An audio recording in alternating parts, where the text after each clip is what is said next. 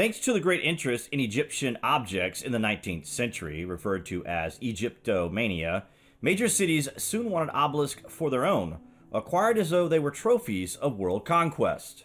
France and Britain were gifted a few as a reward for their actions against Napoleon, but at least in the case of an ill-fated vessel headed to London, not without great cost on a monetary level and a death of 6 men in the process. The obelisk is an enigma to us. Not only have we forgotten the true purpose of these ancient marvels, but in the today and now we have also repurposed the meaning of the enigmatic masterpieces, just as the dynastic Egyptians did. You must consider that the raising of these things is completely extraordinary. The time and effort to cut them out of the bedrock, transport them over vast distances, and raise them into place for the purpose of simply documenting certain episodes of a king or queen's life doesn't really add up.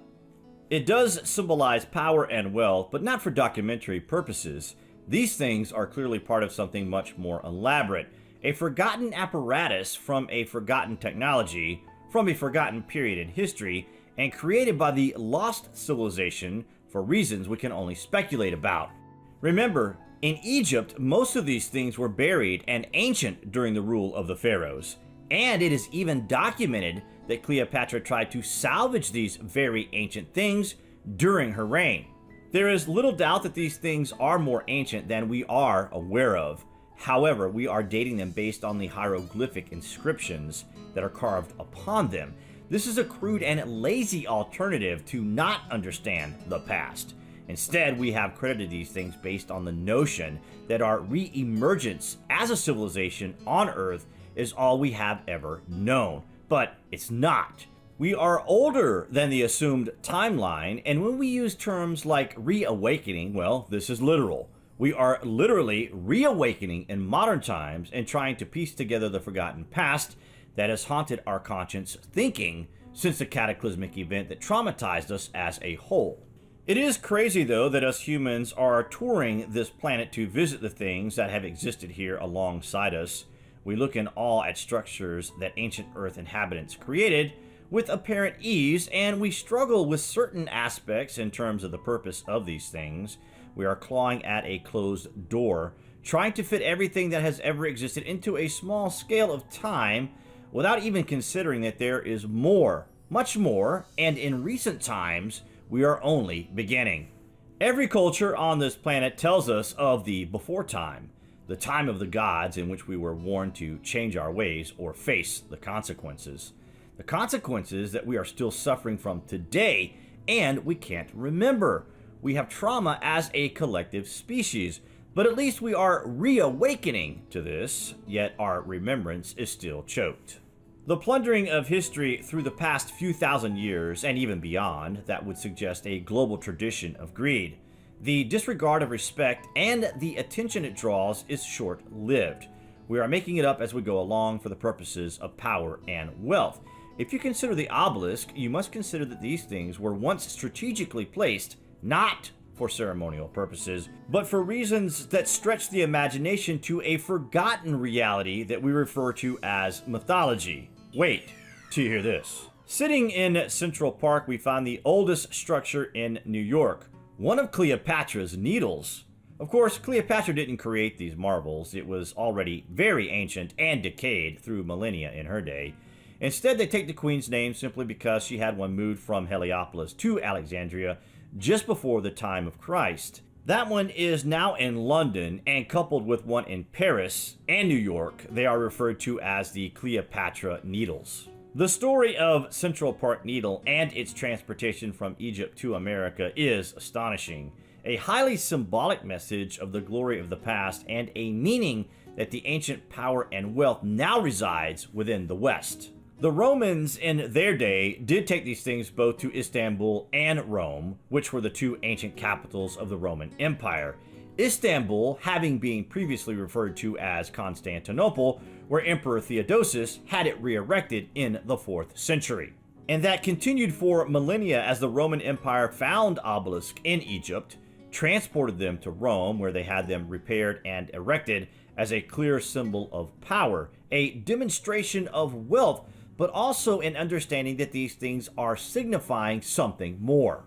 Would it surprise you to learn that as recently as the 1920s and 30s, dictators like Mussolini were leaving messages and gold offerings under the obelisk, portraying himself as a new Roman emperor? This is an example of how easily history can be manipulated under certain conditions. The taking of these things, even in modern times, requires a significant effort. You've got to wonder what the point of it all is, and maybe what is being buried underneath these things is a clue. Maybe there is a clue in the mystery black box that was placed under the Central Park needle, the contents of which are completely unknown to anyone in the world, and there is no documentation at all as to what may be in it. But there may be clues. William Henry Vanderbilt, a very wealthy businessman, funded the transportation of this artifact with a hefty donation. And when the obelisk was raised, a time capsule was built and buried underneath. And William Henry Holbert put a mystery black box into the capsule and never told anyone what it was for or what was in it. However, he later admitted that he anonymously published books before later crediting himself with the anonymous publishing, claiming to offer verbatim accounts of secret conversations by elite members of society, included recorded accounts from Stephen A. Douglas, William A. Seward, and Abraham Lincoln himself. You must consider that these black boxes are symbolic with stone masonry. Edward Leedskalnin, who is responsible for the Coral Castle construction, also had one of these mystery boxes in his possession and is even credited with having given him the ability to effortlessly move very heavy stone with ease using just pulley and rope systems. One group who were especially fascinated in the Central Park needle are the Freemasons. They have been a mysterious and controversial fraternity who have been involved in several critical moments in American history, including the inauguration of fellow Mason George Washington. A Mason engineer and adventurer named Henry Honeychurch Gorringe discovered an incredible secret on the remaining Alexandria obelisk, a secret that might link the secretive organization to the beginning of human civilization as we know it. We can speculate that at New York City, a city that mesmerizes the imagination for its use of the heaviest stone material available, that this obelisk, and indeed the little inconspicuous black box that is buried underneath, may be generating mystical powers beyond our comprehension and indeed beyond our understanding. In this sense, the needle in Central Park may be transmitting energy of some sort to enable the use of stone on this scale. Maybe. First conceived as an idea to lure more trade opportunities between the US and Egypt, this one single gesture may be one of the most significant undertakings in American history, and we are going to tell you why. On February 22, 1881, a truly monumental occasion took place in the grand halls of the Metropolitan Museum of Art. The formal presentation of the so-called Cleopatra's Needle to the city of New York by the Egyptian government was taking place. The public interest this generated at the time was like the equivalent of the Queen of Egypt arriving in the city herself. There was an overwhelming excitement in the air as the wealthy New Yorkers watched in awe at this industrious symbol that was now part of their own city. But of course, the story doesn't start here, nor will it end here. If we are not understanding these things, but knowing of their power, then at least we can grasp a basic understanding that this is commonly in our thoughts. A feeling of intuition that overcomes our emotion when in the presence of such majestic things. Described as the heaviest piece of stone brought to Manhattan since the glaciers and weighing in at over 220 tons and standing proud at 70 feet tall, the story of the arrival of this thing is just incredible. This obelisk was inscribed with hieroglyphics 3,500 years ago when it was repurposed by the dynastic Egyptians. Though we feel it is much older and a remnant of a forgotten and lost civilization, possibly dating back beyond the Younger Dryas, but unclear when it was actually quarried. Though to have stood in Heliopolis until it was toppled by Persian invaders, it lay in the sand, eroding for millennia, before the Romans salvaged it and attempted a restore under Julius Caesar.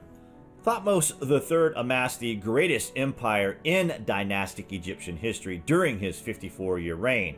The pharaoh came to power in 1479 BC and claimed to have conquered more than 300 cities, from Syria to Sudan, leading his army from a chariot sheathed in gold.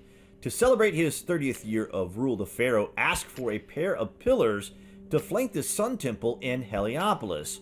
While Thutmose inscribed them with his name, two other kings later seized them and added their own self-serving hieroglyphs to the four sides.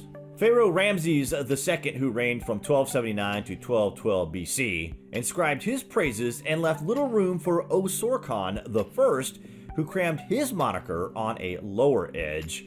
Obvious examples of these very ancient things were used to document the king's existence, and a clear suggestion that they had no idea what these things were before they began inscribing. Despite claims that they were quarried during this time at Aswan, there is no indication as to what tools were used to cut it or how they proposed to move these things, let alone raise them into position. It's all very patchy, suggesting the history we are told is in that of a short-sighted one on our part.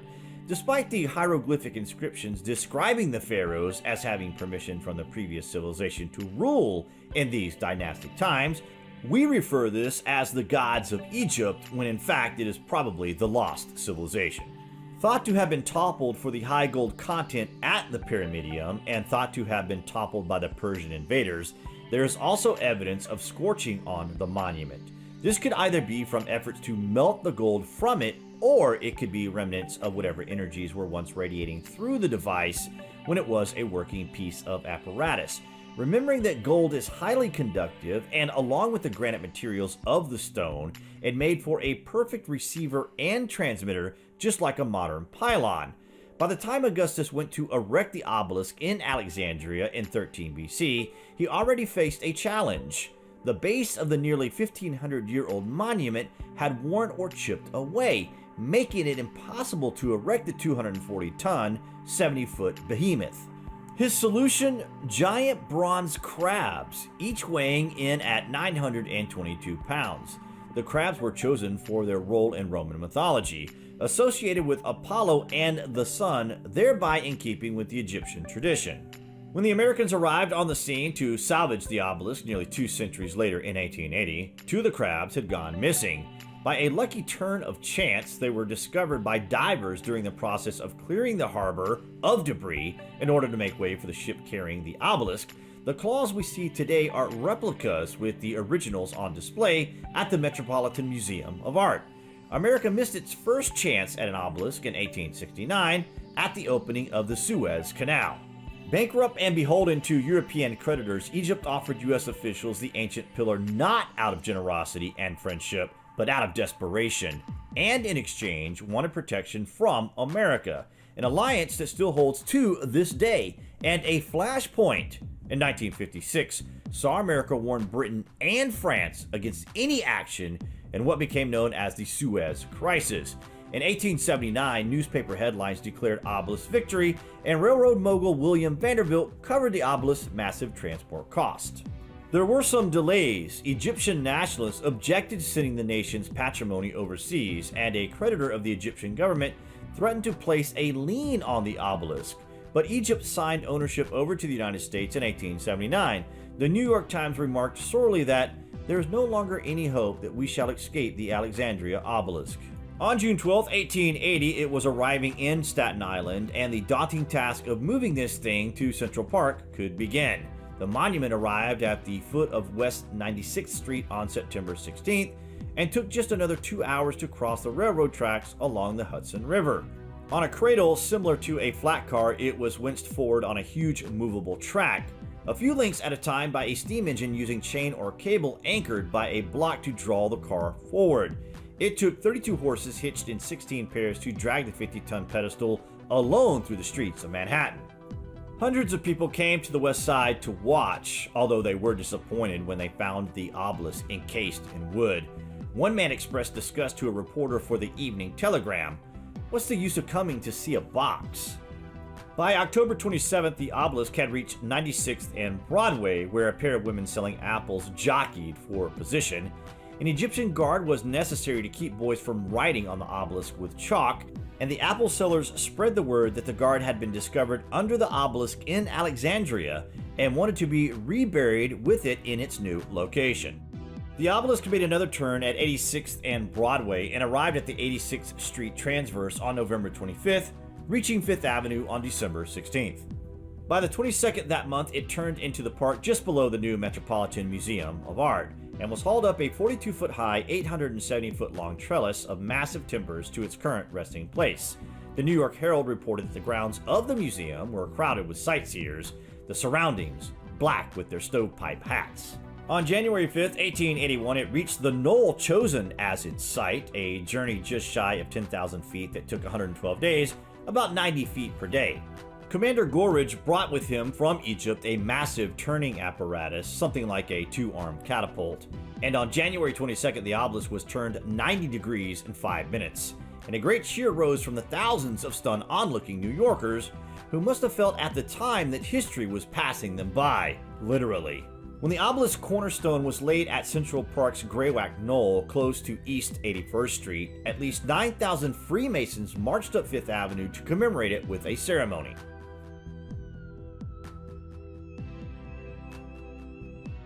New York merchants, including a needle company, doled out trading cards in honor of the artifact, showing the Queen of the Nile threading not a needle, but an obelisk. A candy stand trailed the monument on the voyage to its new home, while another merchant sold Cleopatra dates in an obelisk-shaped box. Before it was erected, a time capsule was buried under its base with documents including the 1870 census, a copy of the Declaration of Independence, Webster's Dictionary, and a small box from William Henry Holbert. Its complete contents are unknown.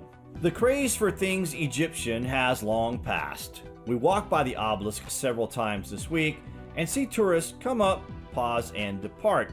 Even at 7 stories high, it is passive and static. If only we could have seen its latest journey to the Central Park location. The excitement surrounding this thing is only apparent by its unseen forces that we feel.